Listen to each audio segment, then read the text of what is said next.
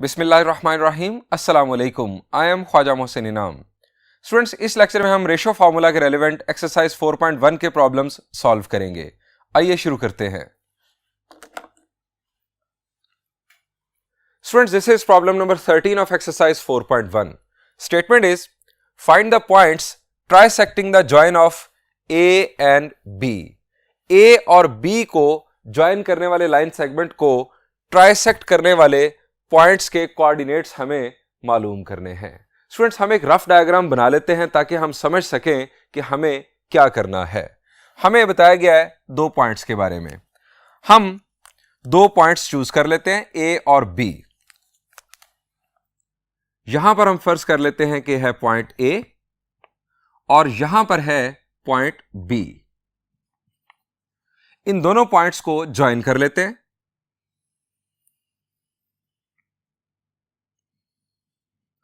ये हमारे पास बन गया लाइन सेगमेंट ए बी। ए के कोऑर्डिनेट्स हैं हमारे पास -1, 4 और बी के कोऑर्डिनेट्स हैं 6, 2। हमें ए और बी को ज्वाइन करने वाले लाइन सेगमेंट को ट्राइसेक्ट करने वाले पॉइंट्स के कोऑर्डिनेट्स मालूम करने हैं। स्टूडेंट्स, ट्राइसेक्ट का मतलब क्या होगा? तीन हिस्से या तीन बराबर हिस्से? द आंसर इज तीन बराबर हिस्से। बाइसेक्ट का मतलब दो बराबर हिस्से, ट्राइसेक्ट का मतलब तीन बराबर हिस्से। और इस पैटर्न पर आप समझ जाए कि टेट्रासेक्ट या पेंटासेक्ट का मतलब क्या होगा। अब स्टूडेंट्स, यहां पर हमें ट्राइसेक्ट करना है इस लाइन सेगमेंट ए बी को। तीन बराबर हिस्सों में इसे तकसीम करना है, तो हम रफली चूज करते हैं दो पॉइंट्स के दो तीन बराबर हिस्से बन जाएं इस लाइन सेगमेंट के। हम फर्ज करते हैं कि यहां पर होगा एक पॉइंट और एक पॉइंट होगा यहां पर। इन दो पॉइंट्स को हम लेट करते हैं कि नाम है इनके सी और डी। हमें सी और डी के कोऑर्डिनेट्स मालूम करने हैं। अब हमें फर्ज करें अगर सी के ऊपर पहले वर्किंग करनी है तो हमें देखना होगा कि सी लाइन सेगमेंट ए बी को किस रेशो से डिवाइड कर रहा है। शाबाश, सी किस रेशो से डिवाइड कर रहा है? ये तीन बराबर हिस्से हैं। सी, ए से सी और सी से बी रेशो क्या बन रही है? शाबाश जी, यहां पर इसको हम कहेंगे 1। चूंकि ये तीन बराबर हिस्से हैं, ये भी 1, सी से डी भी 1 और डी से बी भी 1। अब सी लाइन सेगमेंट ए बी को 1:2 से डिवाइड कर रहा है। चूंकि इसके एक तरफ एक हिस्सा है और दूसरी तरफ दो हिस्से हैं, so C is dividing line segment A B into 1:2। और अगर हम बात करें डी की, तो डी किस तरह से लाइन सेगमेंट ए बी को डिवाइड कर रहा है? द आंसर इज 2:1 से। स्टूडेंट्स, जब हमें सी मिल चुका होगा तो सी और बी का मिड पॉइंट होगा डी। हम मिड पॉइंट के तौर पर भी डी को फाइंड आउट कर सकते हैं, सी और डी बी के मिड पॉइंट के तौर पर। सो हम पहले सी के ऊपर वर्किंग करते हैं। हम यहां लिखेंगे refer to rough diagram. Refer to rough diagram. अब आप ये भी सोच रहे होंगे आप में से बाद स्टूडेंट्स के मैंने रफ डायग्राम क्यों लिखा। स्टूडेंट्स, ये जो डायग्राम है ये according to the exact scale या एग्जैक्ट एक्स वाई प्लेन के मुताबिक नहीं है। क्यों? अब यहां पर देखें, y कोऑर्डिनेट है 4, इसका y कोऑर्डिनेट है 2। This point should be at higher level than b। X y plane के एक्चुअल रेफरेंस से अगर हम देखें तो इस पॉइंट को हायर लेवल पर होना चाहिए, जबकि इस वक्त ये a और b बिल्कुल एक हॉरिजॉन्टल लेवल पर हैं। सो ये एक जस्ट रफ डायग्राम है ताकि हम अपने प्रॉब्लम को समझ सकें और उसे सॉल्व कर सकें।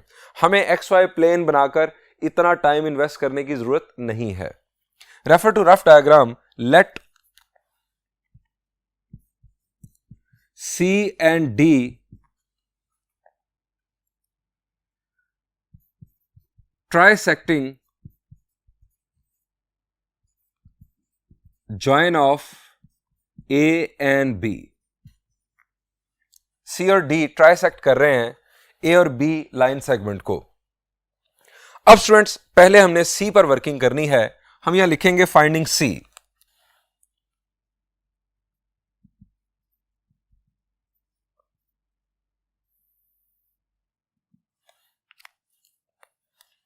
अब सी पर वर्किंग करने के लिए हमने अभी बात की कि जो सी है ये लाइन सेगमेंट ए बी को 1:2 से डिवाइड कर रहा है।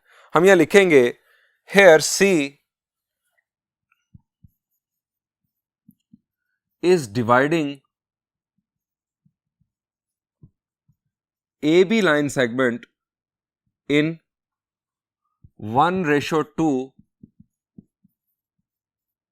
इंटरनली। अब इंटरनली मैंने कैसे लिख दिया ये बात हम डिस्कस कर चुके हैं रेशो फॉर्मूला में। आप देखें ए से सी की तरफ डायरेक्शन और फिर सी से बी की तरफ डायरेक्शन क्या सेम है? The answer is yes. अगर डायरेक्शन अपोजिट हो तो फिर हम कहते हैं कि एक्सटर्नल डिवीजन हो रही है। यहां पर डायरेक्शन सेम है, ए से सी की तरफ और सी से बी की तरफ डायरेक्शन सेम है। अब एक्सटर्नल डिवीजन में आपको वो भी रिकॉल करवा देता हूं। स्टूडेंट्स, आप फर्ज करें कि हमारा लाइन सेगमेंट है ए सी और डी जो है ये लाइन सेगमेंट ए सी को डिवाइड कर रहा है। अब ए से डी की तरफ डायरेक्शन और डी से सी की तरफ डायरेक्शन अगर आप देखें तो ये अपोजिट डायरेक्शन है। इस सूरत में हम कहते हैं कि ये जो डिवीजन है ये एक्सटर्नल है। और वैसे भी आपको डी जो पॉइंट है वो लाइन सेगमेंट ए सी से बाहर की जानिब नजर आ रहा है। अब स्टूडेंट्स, हमें पॉइंट सी के कोऑर्डिनेट्स यहां पर मालूम करने हैं। मैंने आपको कंसेप्ट बताया था रेशो फार्मूला का। रेशो फार्मूला आपको एग्जैक्ट याद करने की जरूरत नहीं है, कंसेप्ट को याद रखें। अब कंसेप्ट क्या था कि अगर आपको पॉइंट सी के कोऑर्डिनेट्स मालूम करने हैं तो यहां पर आपके पास रेशो है 1, यहां पर रेशो है 2। ये जो 1 है ये मल्टीप्लाई होगा इस x कोऑर्डिनेट के साथ प्लस यहां से 2 मल्टीप्लाई होगा इस x कोऑर्डिनेट के साथ divided by sum of ratios.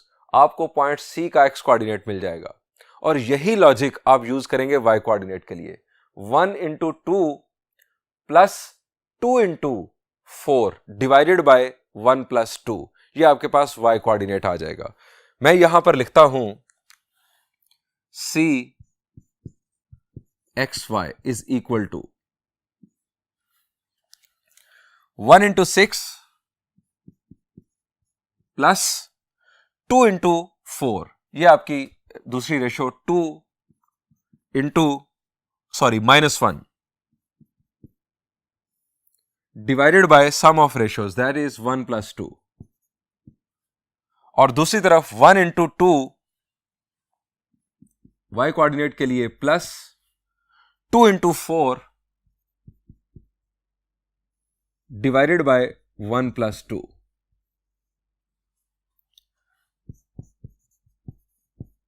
Simplification करते हैं यहां पर 6 minus 2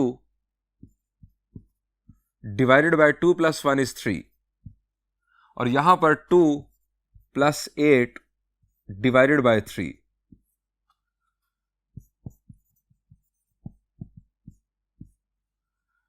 six minus 2 is 4 by 3 और यहां पर 8 plus 2 is 10 by 3। ये स्टूडेंट्स हमारे पास पॉइंट सी के कोऑर्डिनेट्स आ गए।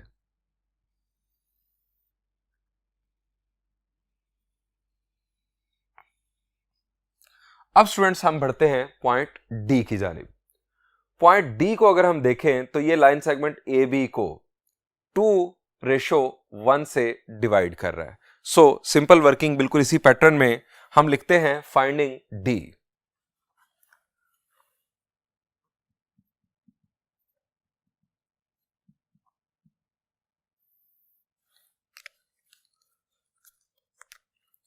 Here D is dividing AB in 2:1। Left side पर अब 2 सेगमेंट्स आ गए, राइट साइड पर एक सेगमेंट है। D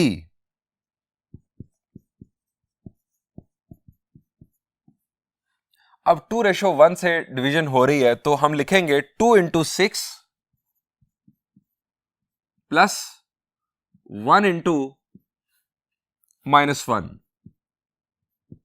divided by 2 plus 1। उसके बाद 2 into y कोऑर्डिनेट के लिए 2 into 2 plus 1 into 4 divided by 2 plus 1।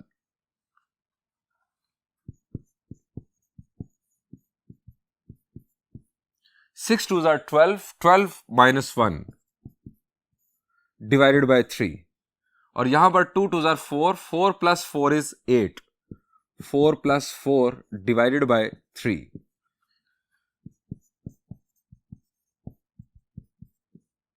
12 minus 1 is 11 by 3, और यहां पर 8 by 3।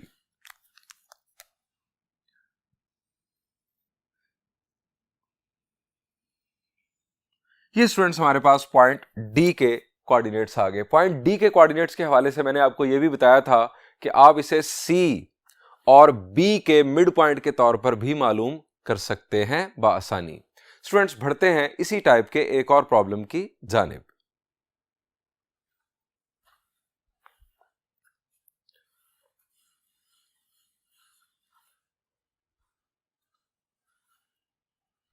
Students, this is problem number 18. Statement is, find the points that divide the line segment joining A and B into 4 equal parts.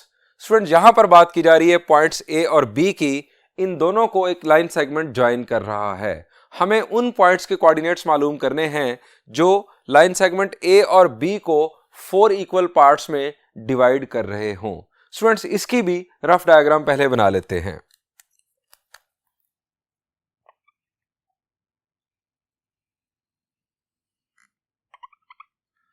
Students, ये हमारे पास point A और ये point B. हमें इस line segment को 4 इक्वल पार्ट्स में divide करना है। स्टूडेंट्स, कितने पॉइंट्स होंगे जो इस लाइन को 4 इक्वल पार्ट्स में डिवाइड कर रहे होंगे? शाबाश, हमने लास्ट प्रॉब्लम में ट्राइसेक्ट किया एक लाइन सेगमेंट को, तो हमें 2 पॉइंट्स मिले थे। यहां पर 4 इक्वल पार्ट्स में डिवाइड करना है, हमें 3 पॉइंट्स मिलेंगे। इससे आप एक लॉजिक भी बना सकते हैं कि अगर हमें 100 इक्वल पार्ट्स में डिवाइड करना है एक लाइन सेगमेंट को, तो वहां पर हमारे पॉइंट्स की तादाद क्या होगी? जी, 99 हमारे पॉइंट्स की तादाद होगी। अगर हमें n इक्वल पार्ट्स में डिवाइड करना है तो पॉइंट्स की तादाद n-1 होगी। स्टूडेंट्स, ये पॉइंट याद रखिएगा, ये आपके एमसीक्यूज में आपको काम आ सकता है। यहां पर अब हमें 4 इक्वल पार्ट्स में इसे डिवाइड करना है। स्टूडेंट्स, 4 इक्वल पार्ट्स में अगर डिवाइड करना है तो आप पहले इसके 2 बराबर हिस्से कर लें। ये हम फर्ज करते हैं कि इस लाइन सेगमेंट का मिड पॉइंट है। ये 2 बराबर हिस्से हो गए। अब हमें 4 हिस्से करने हैं, तो हर 2 हिस्सों का हम फर्दर 2 हिस्से बना देते हैं, और यहां पर भी हम फर्ज करते हैं कि ये पॉइंट है पॉइंट सी, ये पॉइंट है पॉइंट डी, और ये पॉइंट है पॉइंट ई। अब स्टूडेंट्स, ए के कोऑर्डिनेट्स हमें गिवन हैं x1 y1, और बी के कोऑर्डिनेट्स हैं x2 y2।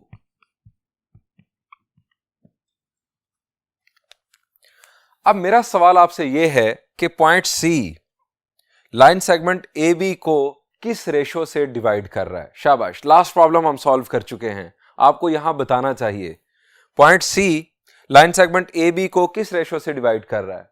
The answer is 1:3। 1, 2 और 3, ये चूंकि बराबर हिस्से हैं तो 1:3, और ये डिवीजन इंटरनल डिवीजन है, चूंकि पॉइंट सी ए और बी के दरमियान में आ रहा है। ए से सी और सी से बी डायरेक्शन सेम है, so C is dividing line segment A B internally in ratio 1:3। Students, अब जरा लॉजिक भी सोचें कि पॉइंट सी के कोऑर्डिनेट्स किस तरह से आएंगे। शाबाश, मैं जरा यहां पर लिख देता हूं, यहां पर 1 और इस हिस्से के लिए 3। सी के कोऑर्डिनेट्स, सी का एक्स कोऑर्डिनेट कैसे आएगा? शाबाश जी, रेशो फार्मूला की लॉजिक, रेशो फार्मूला का कंसेप्ट, एक्स कोऑर्डिनेट के लिए 1 को आप x2 से मल्टीप्लाई करेंगे, प्लस 3 मल्टीप्लाई होगा x1 के साथ, divided by sum of ratios 1 + 3। इसी तरह y coordinate 1 × y2 plus 3 × y1 divided by 1 + 3। Students, c को हम इस तरह से मालूम कर लेंगे, अगर ई मालूम करना हो तो रेशो क्या हो जाएगी? शाबाश, ई के लिए रेशो 3:1 हो जाएगी। इस साइड पर आ जाएगा 3 और इस साइड पर आ जाएगा 1। 3 into x2 plus 1 into x1 divided by 1 plus 3 x coordinate, और इसी तरह 3 into y2 plus 1 into y1 divided by 3 plus 1, हमारे पास y कोऑर्डिनेट आ जाएगा e का। स्टूडेंट्स, d जो है ये कैसे मालूम करेंगे? अगर हमें a और b की बेस पर d फाइंड आउट करना है तो d कैसे फाइंड आउट होगा? शाबाश जी, d के लिए रेशो क्या बनेगी? इस साइड पर 2 सेगमेंट्स और इस साइड पर भी 2 सेगमेंट्स हैं बराबर, तो 2:2, 2:2 यानी बराबर हमारे पास रेशो बन रही है। तो 2:2 को हम 1:1 भी कहते हैं। जब रेशो बराबर हो तो वो इनफैक्ट 1:1 ही कंसिडर होगी सिंप्लीफाइड फॉर्म में। d जो है वो अगर 1:1 है या 2:2 है तो इसका मतलब है कि d जो है वो मिड पॉइंट है इन दो पॉइंट्स का, a और b का। तो d को आप मिड पॉइंट के तौर पर बआसानी मालूम कर सकते हैं। स्टूडेंट्स, मैं अब आपको c फाइंड आउट करके बता देता हूं। d और e के कोऑर्डिनेट्स आप खुद फाइंड आउट कीजिएगा। मैं यहां लिखता हूं वर्किंग में लेट, बल्कि पहले लिखेंगे हम refer to rough diagram, let C, D and E are dividing AB line segment in 4 equal parts.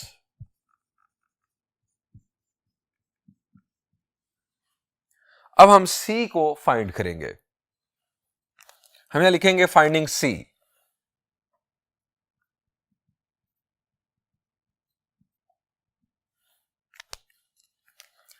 C is dividing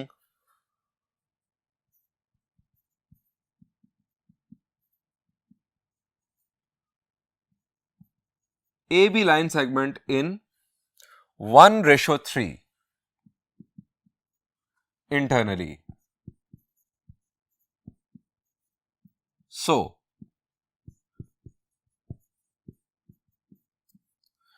C क्या? X coordinate 1 into x2 plus 3 into x1 divided by sum of ratios. अब y coordinate 1 into y2 plus 3 into y1 divided by sum of ratios. इसको simplify किया तो ये आ गया x2 plus 3x1 divided by 4, y2 plus 3y1 divided by 3 plus 1 that is 4। Students, ये हमारे पास एक जनरल फॉर्मूला बन गया। जनरल फॉर्मूला कैसे? जब भी कोई पॉइंट एक लाइन सेगमेंट को 1:3 से इंटरनली डिवाइड कर रहा हो तो आप इस फॉर्मूला की मदद से उस पॉइंट के कोऑर्डिनेट्स मालूम कर सकते हैं। हम a के कोऑर्डिनेट्स को यहां पर x1 y1 और b के कोऑर्डिनेट्स को x2 y2 कंसीडर कर रहे हैं। सो वहां पर जो भी आपके पास a और b के कोऑर्डिनेट्स होंगे, a के कोऑर्डिनेट्स x1 और y1 की जगह पर आ जाएंगे और b के कोऑर्डिनेट्स x2 और y2 की जगह पर आ जाएंगे, और आपको उस पॉइंट के कोऑर्डिनेट्स मिल जाएंगे जो उस लाइन सेगमेंट को 1:3 से डिवाइड कर रहा होगा। स्टूडेंट्स, अब हमारे पास अगर पॉइंट C के कोऑर्डिनेट्स आ चुके हैं तो उसके बाद आप पॉइंट D और पॉइंट E के कोऑर्डिनेट्स खुद मालूम कर सकते हैं। पॉइंट D के कोऑर्डिनेट्स अगर आप A और B की बेस पर मालूम करना चाहें तो आप जानते हैं कि रेशो आपकी बनेगी 1:1। इस साइड पर भी एक सेगमेंट, इस साइड पर भी एक सेगमेंट, यानी 2 बराबर सेगमेंट्स आ गए। और पॉइंट E के कोऑर्डिनेट्स के लिए आपकी रेशो होगी 3:1।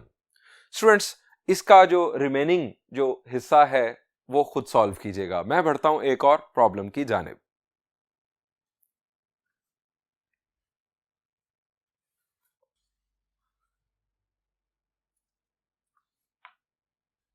Students, this is problem number 14.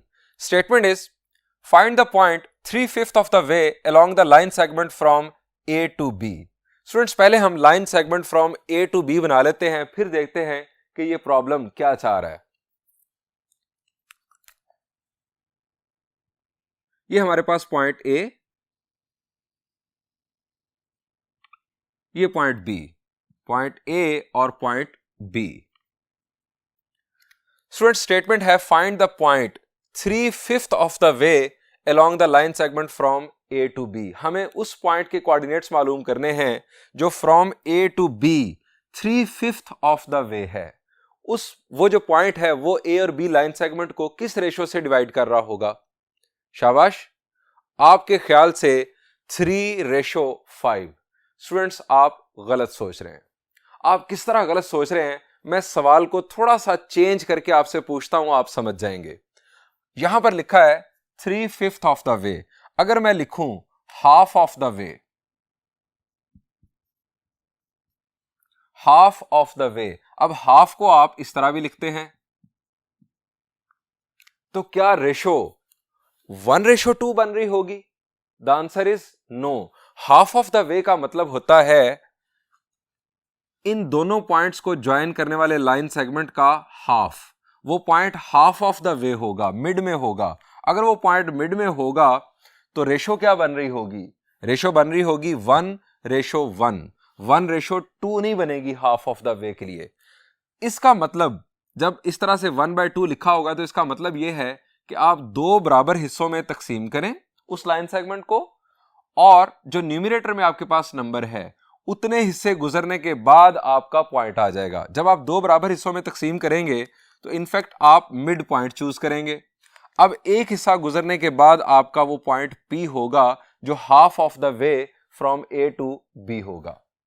अब यहां पर अगर लिखा गया 3/5 of the way, 3/5 of the way का मतलब है कि आप इस लाइन सेगमेंट को 5 बराबर हिस्सों में तकसीम करें और 3 हिस्से गुजरने के बाद आपका पॉइंट P आ चुका होगा।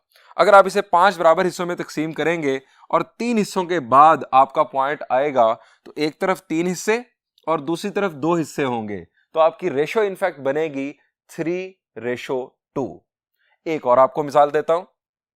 अगर लिखा हो 2/3 of the way, 2/3 of the वे, तो इसका मतलब होगा कि 3 बराबर हिस्से किए जाएंगे और 2 हिस्से गुजरने के बाद आपका पॉइंट आ जाएगा। रेशो बनेगी 2:1। 3 बराबर हिस्से जब होंगे तो आप खुद सोचें कि पहले 2 हिस्से आप गुजर जाएंगे और फिर आपका एक हिस्सा दूसरी तरफ रहेगा, तो 2 रेशो बन जाएगी 2/3 ऑफ द वे के लिए।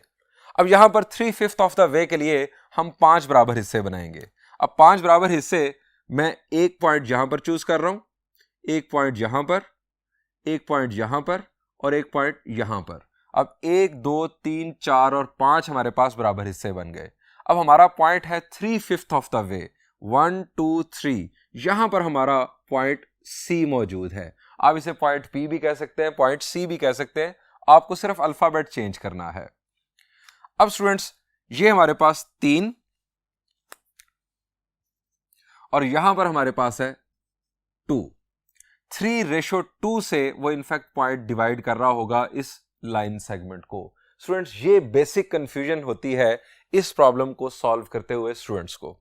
अब हमारे पास पॉइंट A के कोऑर्डिनेट्स हैं -5, 8 और पॉइंट B के कोऑर्डिनेट्स हैं 5, 3। इस रफ डायग्राम से आपको रेशो समझ आ चुकी है, हम इसे बआसानी अब सॉल्व कर सकते हैं। हम यहां लिखेंगे refer to rough diagram.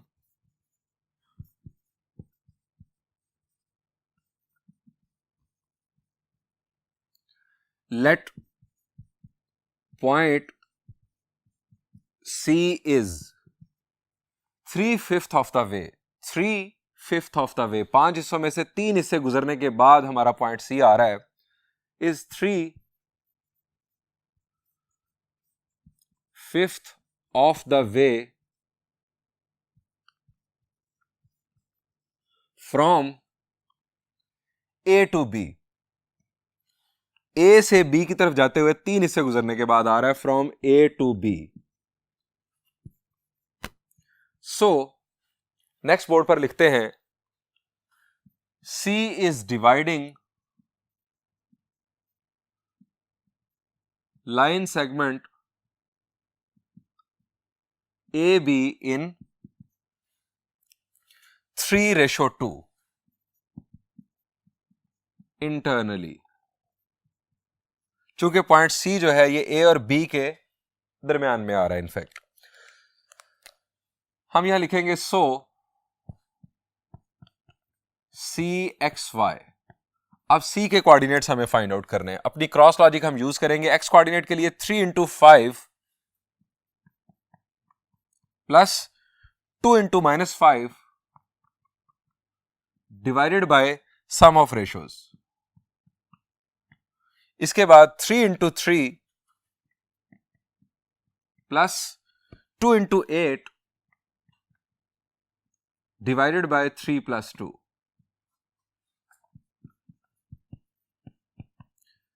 Calculation perform करेंगे. 3 5s are 15 minus 5 2s are 10. 3 + 2 is 5. 3 3s are 9 plus 8 2s are 16 divided by 5. C के coordinates 15 minus 10 is 5. 5 divided by 5 is 1. और यहां पर 16 plus 9 is 25. 25 divided by 5 is 5. So C के coordinates हमारे पास आ गए 1,5. ये students हमारा फाइनल आंसर. बढ़ते हैं एक और प्रॉब्लम की जानिब.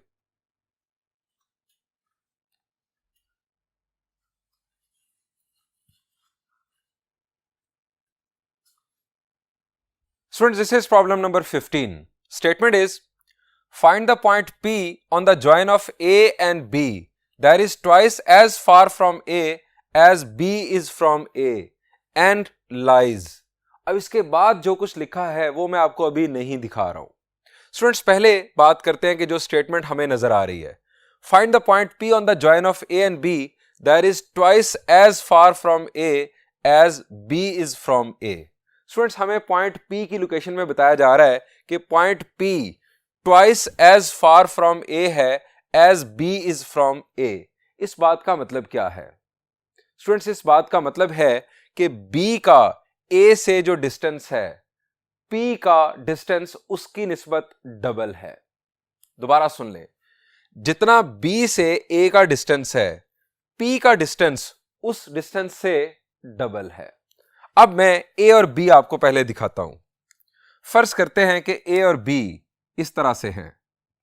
ये हमारे पास पॉइंट A और ये हमारे पास पॉइंट B. अब स्टूडेंट्स, A से B तक का डिस्टेंस हमारे पास ये आ गया. ये आ गया हमारा A से B तक का डिस्टेंस. हमें कहा गया है कि पॉइंट P जो है वो twice as far from A है as B is from A. अब B से A तक का डिस्टेंस आपने देख लिया. P के बारे में कहा गया है कि वो ट्वाइस एज फार है. अब ट्वाइस एज फार कहां पर होगा? शाबाश जी, ट्वाइस एज फार के दो केसेस होंगे. एक केस तो ये हो सकता है कि P जो है वो इस साइड पर हो, P यहां पर होगा. अब जितना 20 का फासला है A से, P का फासला डबल हो गया. फर्ज करें कि अगर ये डिस्टेंस 5 है तो ये डिस्टेंस 10 हो गया. अब यही दूसरी साइड पर भी हो सकता है. यानी आप इस तरह से A और B बना लें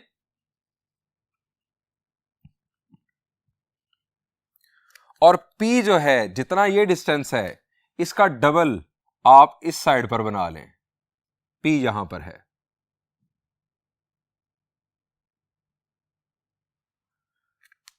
स्टूडेंट्स, ये दो केसेस है जो हमें 1 by 1 डिस्कस करने हैं. अब स्टूडेंट्स, दोनों सूरतों में अगर आप P के बारे में देखेंगे तो P इंटरनली डिवाइड कर रहा है या एक्सटर्नली डिवाइड कर रहा है लाइन सेगमेंट AB को? The answer is external division कर रहा है. क्यों? अगर आप फ्रॉम A से लिखा गया है, A से P की तरफ जाएं तो डायरेक्शन ये है और P से B की तरफ आएं तो डायरेक्शन रिवर्स हो जाती है. सो P is dividing line segment AB externally. यहां पर यही मामला है। ए से पी की तरफ डायरेक्शन ये है और पी से बी की तरफ डायरेक्शन अपोजिट है। दोनों सूरतों में पी एक्सटर्नल डिवीजन परफॉर्म कर रहा है लाइन सेगमेंट ए और बी की। स्टूडेंट्स, हम इन दोनों केसेस को वन बाय वन डिस्कस करते हैं। स्टूडेंट्स, फर्स्ट पार्ट में हमने जो यहां पर स्टेटमेंट को मुकम्मल नहीं किया था, एंड लाइज अब on the same side of A as B does, यहां पर कहा गया है कि P जो है वो उसी साइड पर है जिस साइड पर B है। अब ये है पहला केस, P उसी साइड पर है जिस साइड पर B है। हम अब अपने सॉल्यूशन के अंदर ये वर्किंग कर लेते हैं।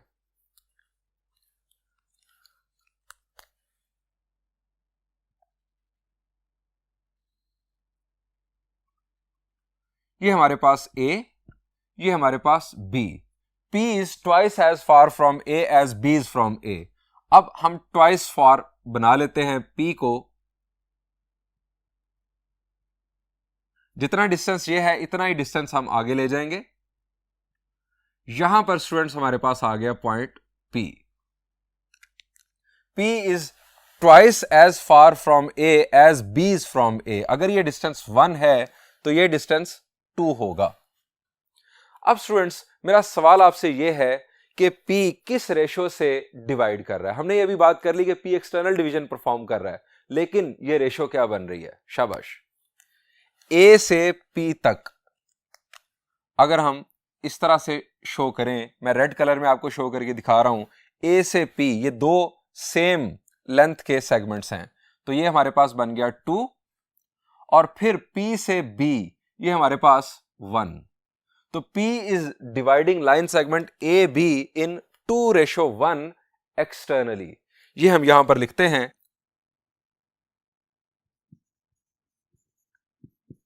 refer to rough diagram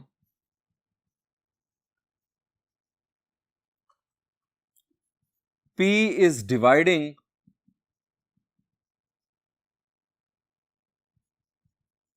AB in 2:1 externally. ये एक्सटर्नल डिवीजन कर रहा है। अब स्टूडेंट्स, P हम मालूम करते हैं। सो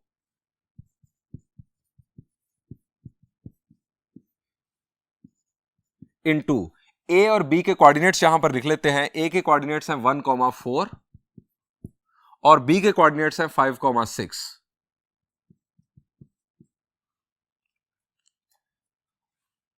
2 into 5 minus 1 into 1 divided bye 2 minus 1, और y कोऑर्डिनेट के लिए 2 into 6 minus 1 into 4 divided by 2 minus 1। ये हमारा एक्सटर्नल डिवीजन का फॉर्मूला। फर्क क्या है? फर्क यहां पर हमारे पास माइनस साइन आ गया, पहले यहां पर प्लस था इंटरनल डिवीजन के केस में। सो हम इसे कैलकुलेट करते हैं।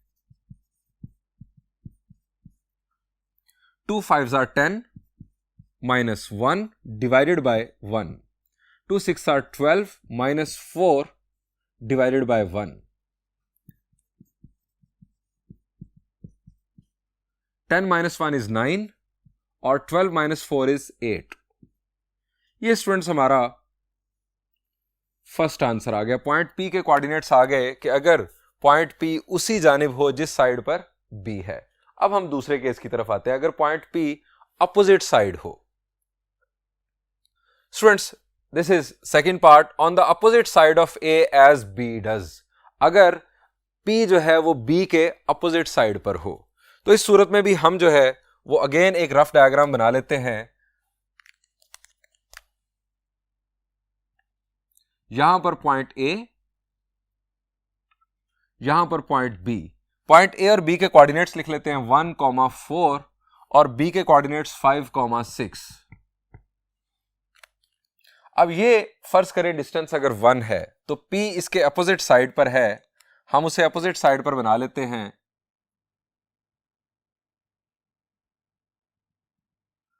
ये डिस्टेंस 1 और यहां पर अप्रोक्सीमेटली हमारे पास होगा point P।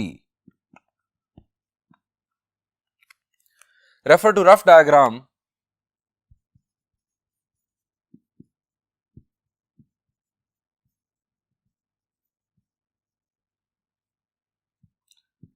P is dividing AB line segment in, अब रेशो क्या बन रही होगी स्टूडेंट्स, यहां पर आपको जरा ध्यान से देखना है।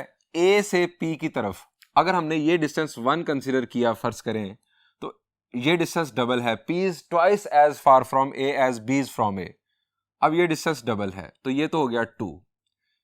A से P की तरफ तो रेशो हो गई 2। अब P से B, A टू P और P से B opposite direction external division तो हो रही है। A से P की तरफ 2 और फिर P से B की तरफ 2 + 1 3, ये रेशो बन रही है 2:3 एक्सटर्नली। ये नुक्ता ध्यान से दोबारा से इस वीडियो को थोड़ा सा पीछे करके दोबारा समझ लीजिएगा। हम यहां लिखेंगे सो PXY। अब P हमें कैलकुलेट करना है स्टूडेंट्स।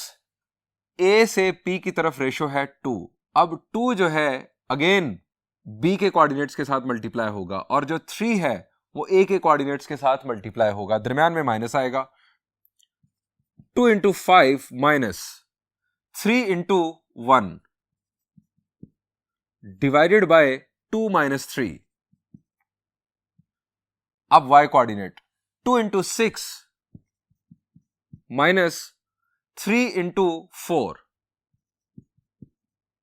Divided by 2 - 3।